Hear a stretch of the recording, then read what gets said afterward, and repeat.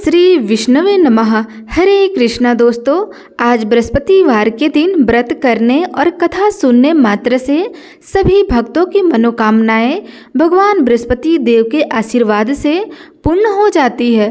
तो आइए बड़े ही श्रद्धा और प्रसन्नचित मन से बृहस्पतिवार की इस पुण्यमय कथा को सुनते हैं। प्रेम से बोलिए श्री गणेश भगवान की जय, बृहस्पति देवता की जय। भारतवर्ष में एक प्रतापी और दानी राजा राज्य किया करता था। वह नित्य गरीबों और ब्राह्मणों की सहायता करता था। यह बात उसकी रानी को बिल्कुल अच्छी नहीं लगती थी। वह ना ही गरीबों को दान देती थी और ना ही भगवान का पूजा पाठ किया करती थी और राजा को भी दान देने से मना किया करती थी।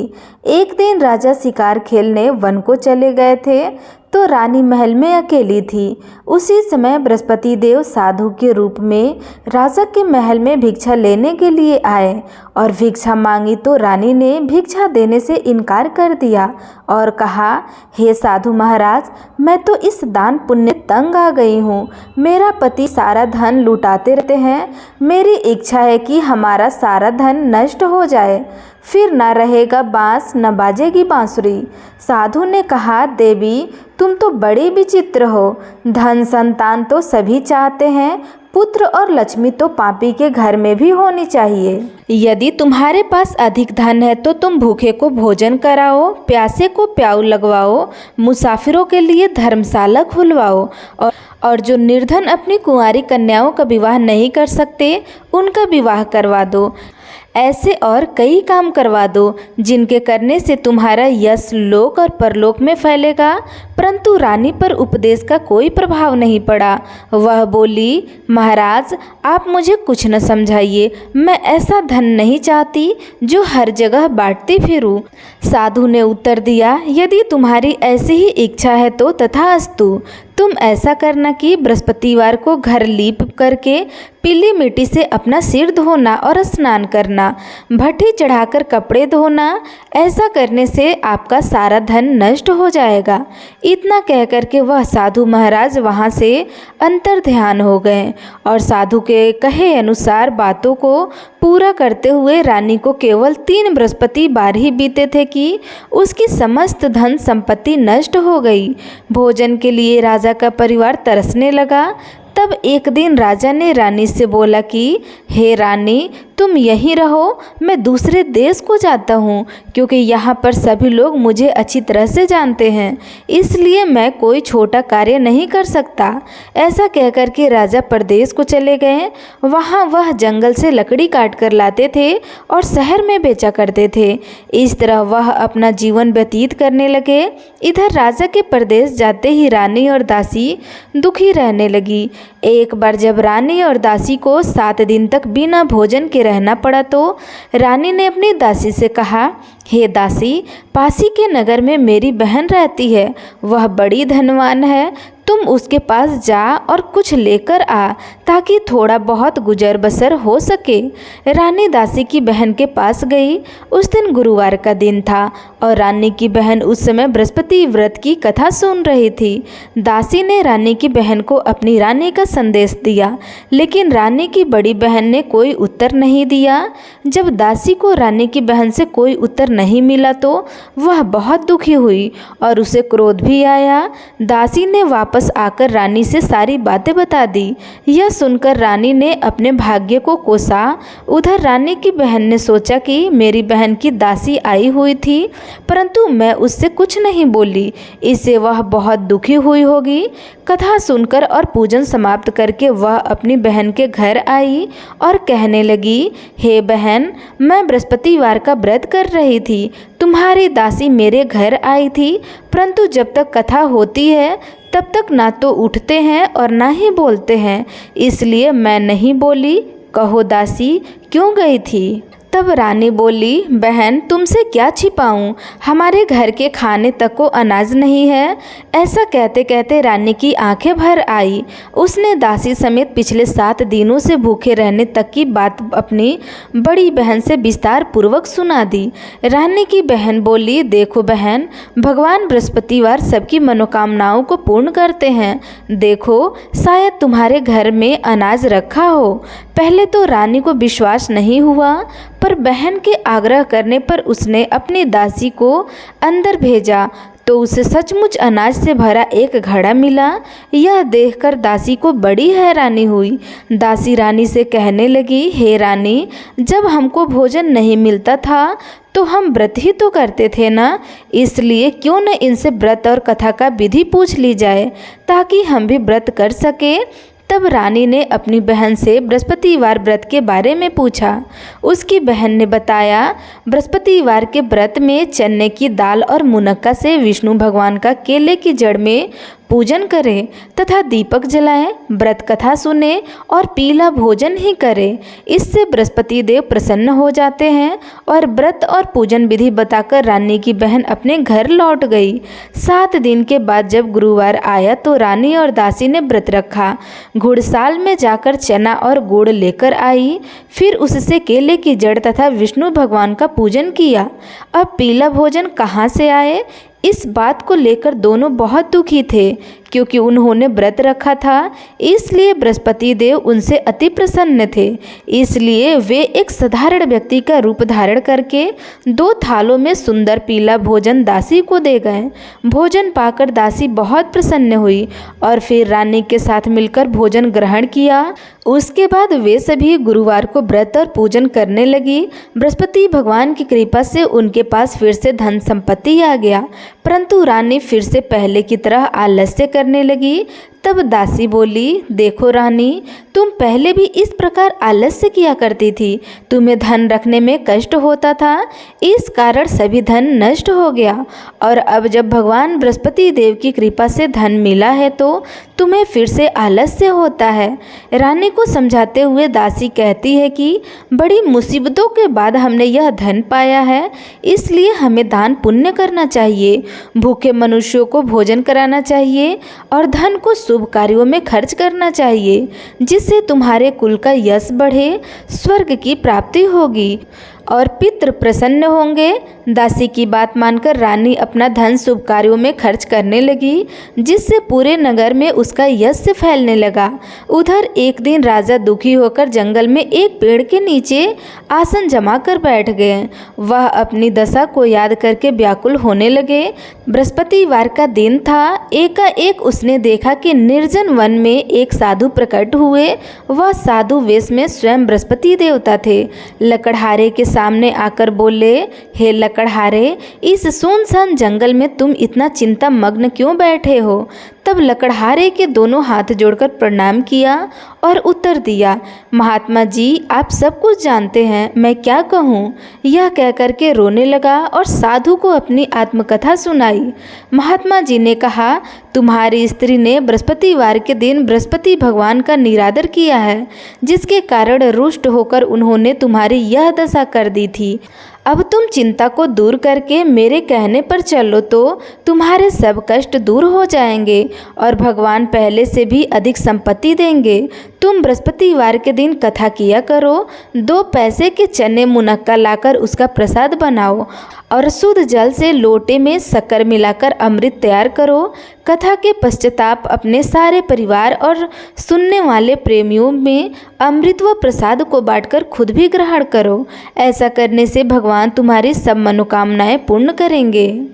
साधु के ऐसे वचन सुनकर लकड़हारा बोले, हे प्रभु, मुझे लकड़ी बेचकर इतना पैसा नहीं मिलता जिससे भोजन के उपरांत कुछ बचा सकूं। मैंने रात्रि में अपनी स्त्री को व्याकुल देखा है। मेरे पास कुछ भी नहीं है जिससे मैं उसकी खबर मांग सकूं और फिर मैं बृहस्पति देव की क्या कहानी सुनूं। मुझको तो कुछ भी मालूम नहीं है। साधु ने कहा, हे लकड़हारा, तुम किसी बात की चिंता मत करो।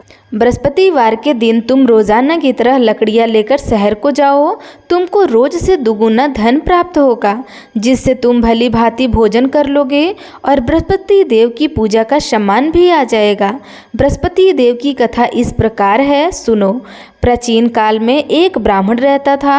वह बहुत निर्धन था। उसकी कोई संतान नहीं थी। उसकी स्त्री बहुत मलिनता के साथ रहती थी।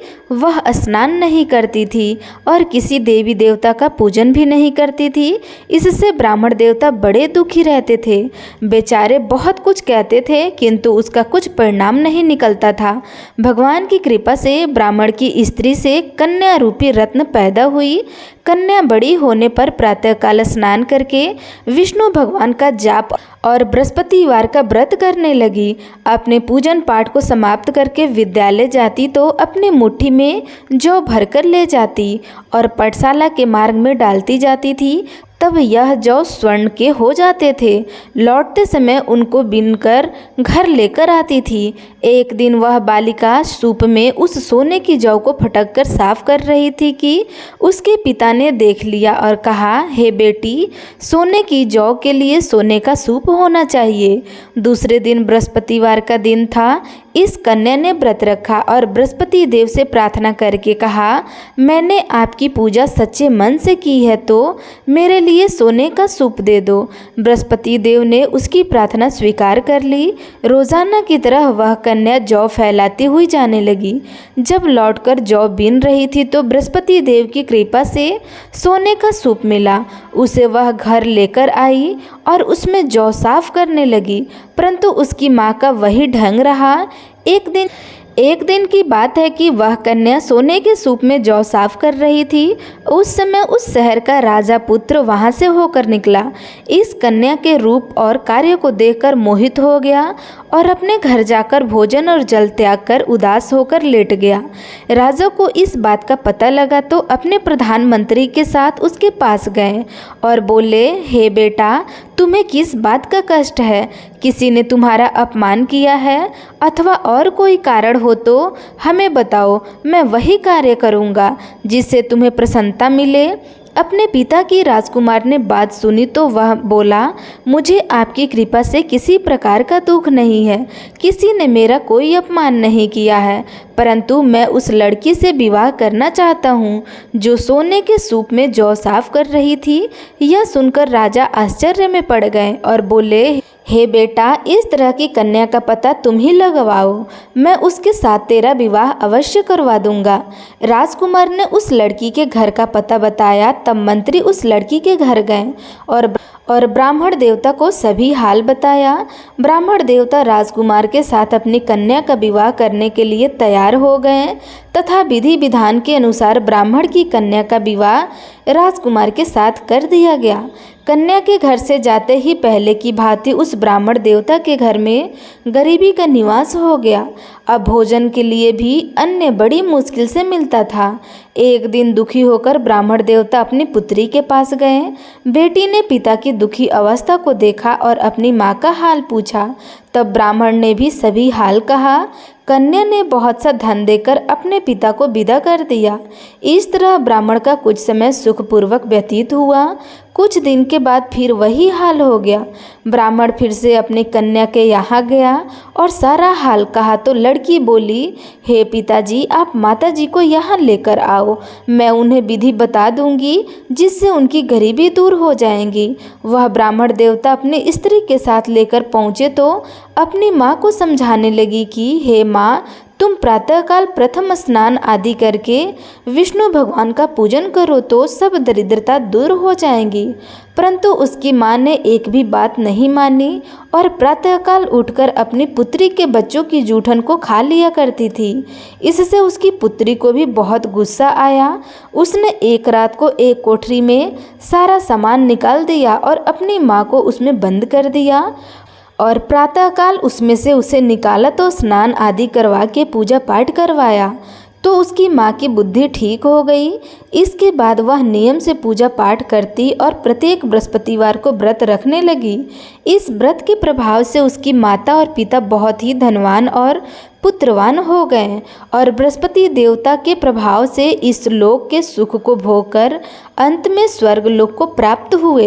इस तरह कहानी कहकर साधु देवता वहाँ से अंतर्ध्यान हो गए।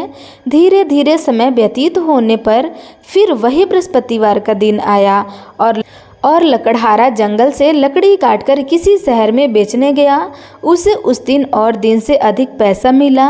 राजा ने चना गुड़ आदि लाकर गुरुवार का व्रत किया। उस दिन से उसके सभी कलेश दूर हो गए। परंतु जब दोबारा गुरुवार का दिन आया तो बृहस्पतिवार का व्रत करना भूल गया। इस कारण बृहस्पति भगवान नाराज हो गए। उस दिन उस नगर के राजा ने विशाल यज्ञ का आयोजन किया था तथा शहर में यह घोषणा करवा दी कि कोई भी मनुष्य अपने घर में भोजन ना बनवाए, न आग जलाए। समस्त जनता मेरे यहाँ भोजन करके जाए। इस आज्ञा को जो ना मानेगा उसे फांसी की सजा दी जाएगी।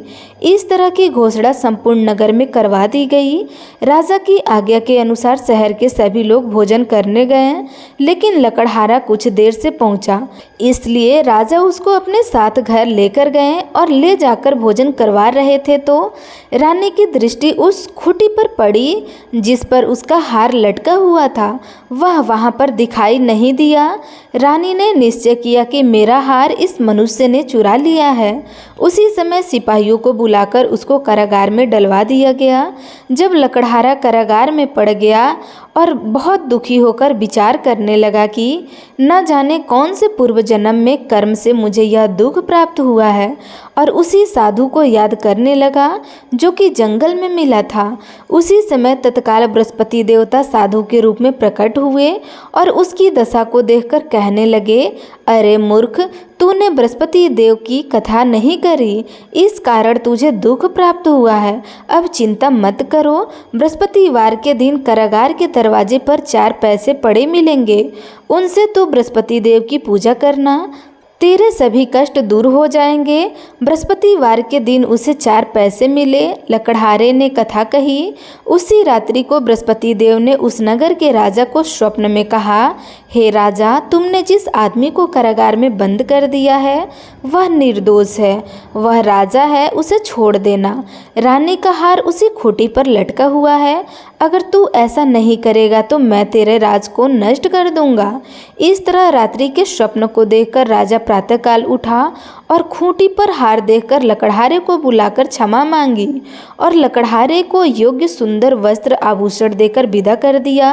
बृहस्पति देव की आज्ञा के अनुसार लकड़हारा अपने नगर को चल दिया। राजा जब अपने नगर के निकट पहुंचा तो उसे बड़ा आश्चर्य हुआ। नगर में पहले से अधिक बाग, तालाब, कुएं तथा बहुत सी धर्मशालाएं, मंदिर आदि बन गए थे। राजा ने पूछा, यह किसका बाग है और धर्मशाला किसका है? तब नगर के सब लोग कहने लगे, यह सब रानी के और आपके हैं। तो राजा को आश्चर्य हुआ और गुस्सा भी आया। जब रानी ने यह खबर सुनी कि राजा आ रहे हैं तो उन्होंने दासी से कहा, हे दासी, देख जा, राजा हमको कितनी बुरी हालत में छोड़ गए थे। हमारी ऐसी हालत देखकर वह लौट न जाए, इसलिए तुम दरवाजे पर खड़ी हो जा। आज्ञा के अनुसार दासी दरवाजे पर खड़ी हो गई। राजा आए तो उन्हें अपने साथ लेकर आई। तब राजा ने क्रोध करके अपनी रानी से पूछा कि यह धन तुम्हें कैसे प्राप्त हुआ है? तब उन्होंने कहा, हमें यह सब धन बृहस्पति देव के इस व्रत के प्रभाव से प्राप्त हुआ है। राजा ने निश्चय किया कि 7 रोज बाद जो बृहस्पतिवार का दिन आएगा उस दिन पूजा करते हैं, परंतु मैं प्रतिदिन में 3 बार कहानी और रोज व्रत किया करूँगा। अब हर समय राजा के दुपट्टे में चने की दाल बंधी रहती और दिन में 3 बार कहानी कहते। एक रोज राजा ने विचार किया कि चलो अपनी बहन के यहाँ हो आवे। इस तरह निश्चय करके राजा घोड़े पर सवार होकर अपनी बहन के यहाँ को चले गए। मार्ग में उसने देखा कि कुछ आदमी एक मुर्दे को लिए जा रहे थे। उन्हें रोककर राजा कहने लगे, अरे भाइयों, मेरे बृहस्पति देव की कथा सुन लो। तब वे बोले, लो, हमारा तो आदमी मर गया है, इसको अपनी कथा की पड़ी है। परंतु कुछ आदमी बोले, अच्छा कहो, हम तुम्हारी कथा सुनेंगे। राजा ने दाल निकाली और जब कथा आधी हुई थी कि मुर्दा हिलने लगा, और जब कथा समाप्त हो गई तो राम राम करके मनुष्य खड़ा हो गया। आगे मार्ग में उसे किसान खेत में हल चलाते मिले तो राजा ने उसे देखकर बोला, अरे भैया, तुम मेरे बृहस्पतिवार की कथा सुन लो। तब किसान बोला, जब तक मैं तेरी कथा सुनूंगा तब तक 4 हरैया जोत लूँगा। जा अपनी कथा किसी और को सुनाना। इस तरह राजा आगे चलते गया।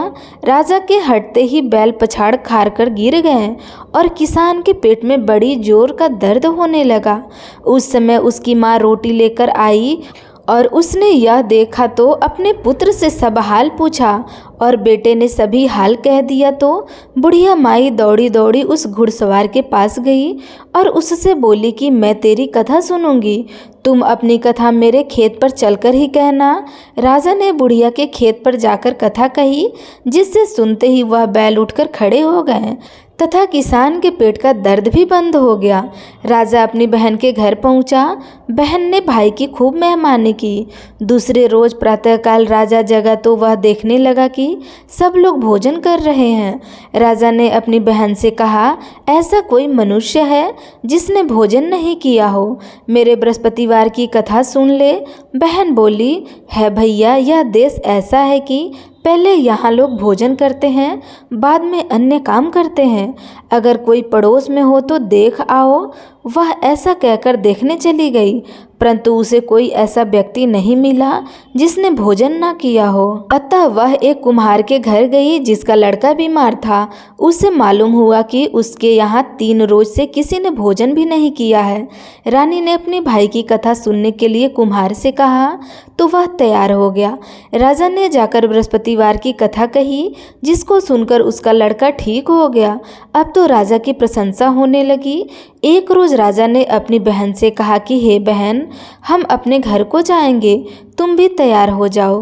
राजा की बहन ने अपनी सास से कहा तो सास ने कहा, हाँ चली जा, परंतु अपने लड़के को मत ले जाना, क्योंकि तेरे भाई की कोई औलाद नहीं है। बहन ने अपने भैया से कहा, हे भैया, मैं तो चलूँगी, पर कोई बालक नहीं चलेगा। तो राजा बोला, जब कोई बालक नहीं चलेगा तब तुम क्या करोगी जाके। बड़े दुखी मन से राजा अपने नगर को लौट आए। राजा ने अपनी रानी से कहा, हम निर्वंशी हैं, हमारा मुंह देखने का धर्म नहीं है और कुछ भोजन आदि नहीं किया। रानी बोली, हे प्रभु, बृहस्पति देव ने हमें सब कुछ दिया है, वह हमें औलाद अवश्य देंगे। उसी रात को बृहस्पति देव ने राजा के स्वप्न में कहा, हे राजा, उठो, सभी सोच त्याग दो, तेरी रानी गर्भ से है। राजा को यह बात सुनकर बड़ी खुशी हुई। 9वें महीने में उसे गर्भ से एक सुंदर पुत्र जन्म लिया। तब राजा बोला, हे रानी, स्त्री बिना भोजन के रह सकती है, पर बिना कहे नहीं रह सकती। जब मेरी बहन आएगी तुम उससे कुछ मत कहना। रानी ने सुनकर हाँ कर दिया। जब राजा की बहन ने यह शुभ समाचार सुना तो वह बहुत खुश हुई और बधाई लेकर अपने भाई के यहाँ आई। तभी रानी ने कहा, घोड़ा चढ़कर तो नहीं आई है, गधा चढ़कर आई है। राजा की बहन बोली, भाभी, मैं इस प्रकार ना कहती तो तुम्हें औलाद कैसे मिलता। बृहस्पति देव ऐसे ही है, जैसे जिसके मन में जो कामनाएं होती है सभी पूर्ण करते हैं। जो सदा भाव पूर्वक बृहस्पतिवार का व्रत करता है एवं कथा पढ़ता है अथवा सुनता है या दूसरों को सुनाता है, बृहस्पति देव उनकी सभी मनोकामनाएं पूर्ण करते हैं। बृहस्पति देव उनकी सदैव रक्षा करते हैं और जो संसार में सद्भावना और सच्चे हृदय से बृहस्पति देव का पूजन करते हैं उनकी सभी मनोकामनाएं उसी प्रकार पूर्ण हो जाती है। जैसे राजा और रानी ने बृहस्पति देव की कथा का गुणगान किया, उनकी सभी इच्छाएं बृहस्पति देव ने पूर्ण की। मनुष्य को हृदय से उनका मनन करते हुए जयकारा करना चाहिए।